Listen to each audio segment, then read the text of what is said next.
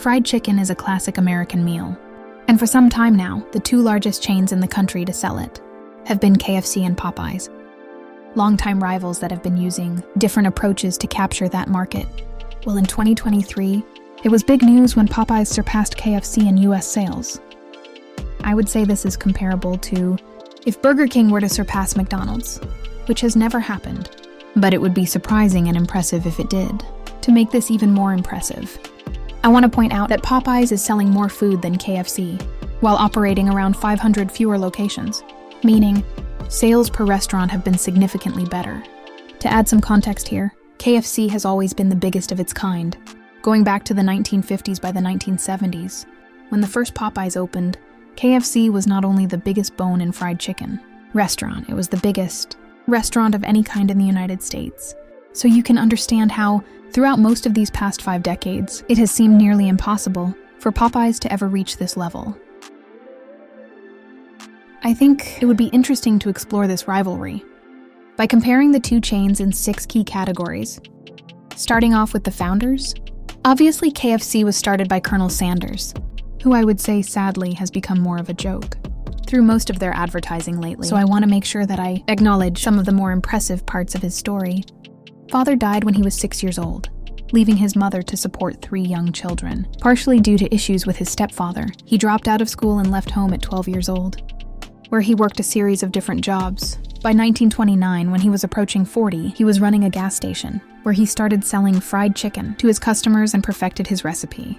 By the 1950s, he was traveling the country full-time, using that perfected recipe to convince people to open their own KFC restaurants. By 1964, it was already a national chain, with hundreds of locations across the country.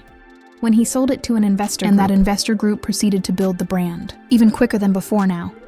Al Copeland, the founder of Popeyes, has a surprisingly similar story. Due to his father leaving, his mother also struggled to support him and his young siblings on her own. He also dropped out of school, though not until he was 16 years old, and spent a fair amount of time in other careers, before focusing on fried chicken. In the early 1970s, he was operating a donut shop franchise. When the first Kentucky Fried Chicken restaurant started opening in his area of Louisiana, he said, "Here I was in a donut shop breaking my butt.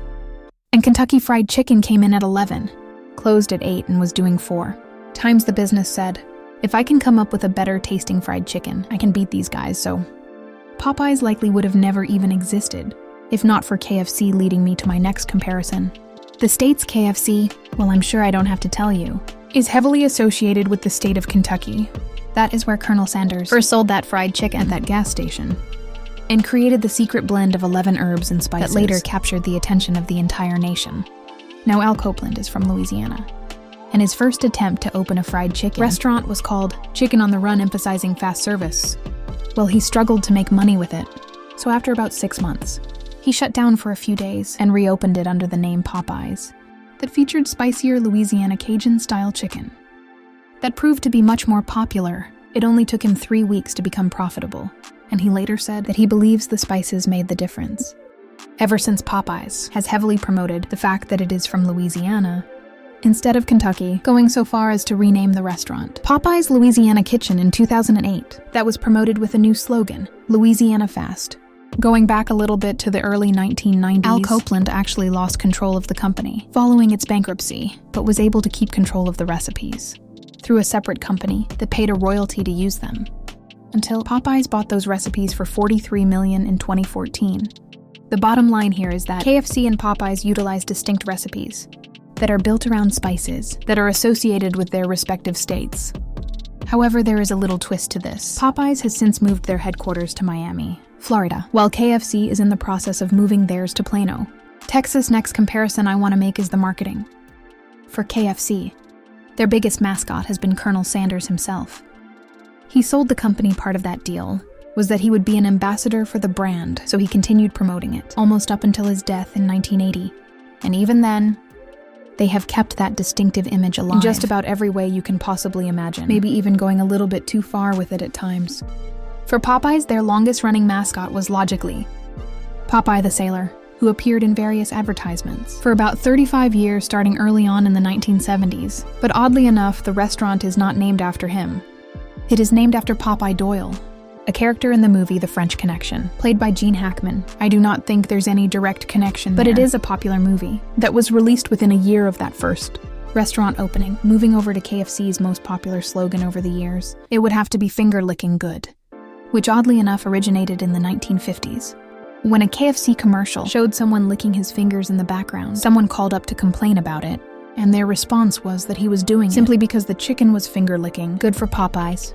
Their most popular slogan would have to be, "From that jingle of that chicken," from Popeyes. That dates back to 1980, and then later in that decade, they started promoting it as America's Fried Chicken Champ in commercials that would show people favoring it over KFC. In a blind taste test going back to my list, I would also like to compare their association with other restaurants. Most notably for KFC, they were bought by Pepsi in 1986, who were already the owners of Taco Bell and Pizza Hut's. 11 years later, they were spun off into their own company that became known as Yum Brands. For a while, they were even opening co-branded restaurants, combining KFC with something else they owned, under one building that shared ownership. Has also LED to some unique menu items, like the popcorn chicken pizza, that was introduced in 2020. Most notably for Popeyes, that company merged with Church's Chicken in 1989.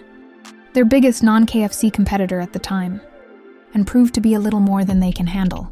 The debt associated with that merger was likely the biggest factor that led to that bankruptcy that soon followed. But a new owner took control of both brands, keeping them together under a parent company that was named America's Favorite Chicken, that went on to acquire other notable restaurant chains including Cinnabon in 1998. However, they soon sold most of those other brands, so it could reinvest and refocus their attention toward Popeyes. In 2017, Popeyes was acquired by Restaurant Brands International, who was already the owner of Tim Hortons, and Burger King, and would later go on to buy Firehouse Subs. I know there's a lot going on with all of this. I'm simply trying to convey that KFC and Popeyes have been involved in multiple major restaurant brands that have been impacting them. Behind the scenes, another impactful comparison would be chicken sandwiches. And let me back up for a minute here. This whole video so far has been about fried chicken with the bone still in it. But chicken sandwiches without the bone have crept up to become the next big thing in fast food.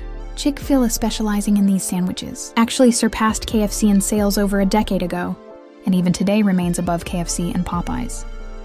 So clearly, both of them have been motivated to sell chicken sandwiches, but it has been trickier than you might expect. In 2008, to go along with the name change and the rebrand, Popeyes launched the Big Easy chicken sandwich that failed to gain much traction. In 2017, KFC launched the Zinger, which was already popular in other countries, into the US market. They even sent one into the stratosphere to help promote it the following year. They launched the Crispy Kernel Sandwich, a cool name, but none of it gained the level of attention that they were hoping for. Then in August of 2019, Popeyes introduced the chicken sandwich, and shortly after, had a bit of a Twitter feud with Chick-fil-A that sparked the chicken sandwich wars. You might remember that it gained a lot of attention, and Popeyes was selling more sandwiches than ever before. They even sold out of them for a while. Then they were able to use that momentum to launch some other new menu items, like their sweet and spicy wings that have done well. Meanwhile, KFC waited for over a year to nationally launch the best chicken sandwich ever, which, as you might expect, was nowhere near the sensation of Popeyes' chicken sandwich. And I know it might be hard to believe, but these chicken sandwiches elevated Popeyes to a new level and helped close that sales gap that had always existed between KFC. In 2024, when KFC introduced their new original recipe tenders, they did it with a commercial, claiming that the chicken sandwich wars are over, and the chicken tender battle has begun. They also made the statement, "Why choose Louisiana herbs and seasonings when you can get the iconic KFC original recipe of 11 herbs and spices, one of the most protected trade secrets in the world?" They even introduced it alongside their comeback sauce, and the whole thing feels like they are now positioning themselves as the underdog against Popeyes, which has never really been done before. My final category of comparison is going to be their international presence. Because even though Popeyes has pulled ahead of KFC in the United States, I need to add some perspective by pointing out that KFC is significantly larger around the rest of the world. Shortly after Colonel Sanders sold it in the 1960s, there was a significant push to establish the brand outside of its home country, opening the first international location in England in 1965, soon followed by many others: Germany, Australia, and Japan, in fact. In 1974, they started promoting KFC in Japan as a holiday meal, and it has since become a tradition among many Japanese people to order KFC to this day. They say that their busiest day of the year in Japan is on Christmas Eve. But KFC's biggest presence is in China. They opened their first store over there in 1987 and have since opened over 10,000 of them, which is almost 3 times as many as there are in the United States. All of these combine to over 30,000 global locations, making KFC about 6 times larger than Popeyes overall, who remains mostly focused on the US market, with about 70% of their locations being in North America. So, even though most of this rivalry is taking place in the United States, that is no longer KFC's primary focus. Let me know in the comments, what do you think of these restaurants? How have they changed over the years? And which one do you prefer today? I think it is impressive that after more than 50 years of fighting, the underdog was able to catch up to its competitor that was once believed to be uncatchable. Finally, I just want to point out that I've made videos about both of these companies in the past, so here, I did my best to avoid overlap by focusing more on the rivalry, the comparisons, and presenting things in a different context.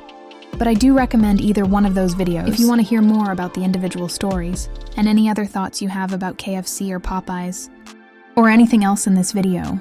Leave them in the comments.